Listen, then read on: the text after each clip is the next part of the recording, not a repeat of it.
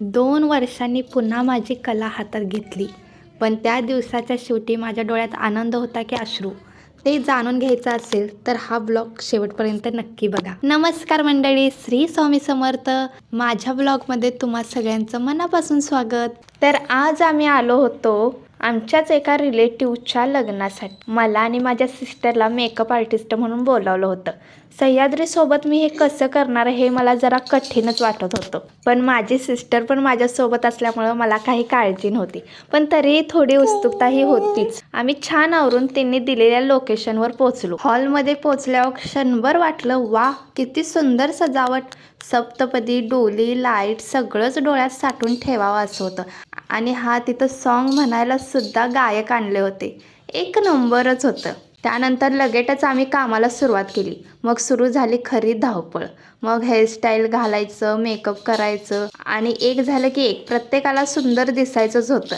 आणि त्या आनंदात आमचाही आनंद दडला होता. आणि या सगळ्या गडबडीत आमची सह्याद्री मात्र तिच्याच दुनियेत खुश होती. तिने मला अजिबात त्रास दिला नाही, कारण माझ्या बहिणीने सुद्धा तिला सांभाळलं. आणि दुसरी गोष्ट म्हणजे ती खेळत सुद्धा होती.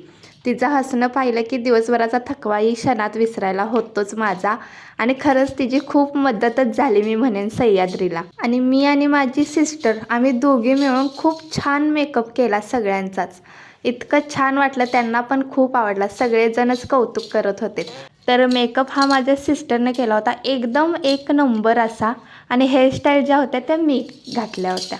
तर तुम्हाला कशा वाटल्या, मी ह्या हेअरस्टाईल दाखवल्यासुद्धा आहेत, त्या कशा वाटल्या तुम्ही नक्की कमेंट करून पण मला सांगा.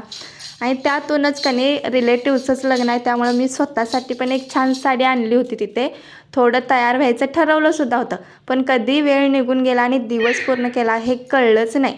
दिवसभर इतरांना सुंदर बनवण्यात माझा दिवस गेला. आणि खरं सांगायचं तर त्यातच समाधान जास्त होतं सोडा.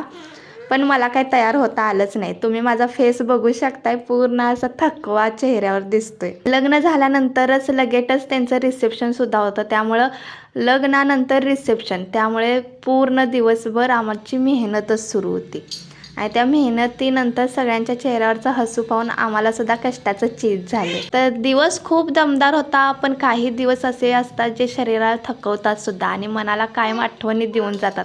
हा दिवस त्यातलाच एक होता. पण आज एक गोष्ट मनापासून समजली, कला कधीच आपल्या माणसाला उपाशी ठेवत नाही. वेळ बदलते, परिस्थितीसुद्धा बदलते, पण मेहनत आणि कौशल्य एक दिवस पुन्हा आपल्याला उभं करतच.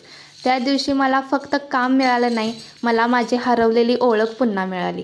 2 वर्षांनी माझी आवड पुन्हा मला जगता आली. आणि त्या आनंदाची किंमत शब्दात सांगणं खरंच कठीण आहे. तर आजचा ब्लॉग इथेच संपवते. तुम्हाला आवडला असेल तर नक्की व्हिडिओला लाईक करा, तुमचं मत कमेंटमध्ये नक्की सांगा. आणि सह्याद्रीची आई ह्या चॅनेलला सबस्क्राईब करायला विसरू नका. पुन्हा भेटू एका नव्या दिवसासोबत आणि नव्या ब्लॉगमध्ये. नमस्कार.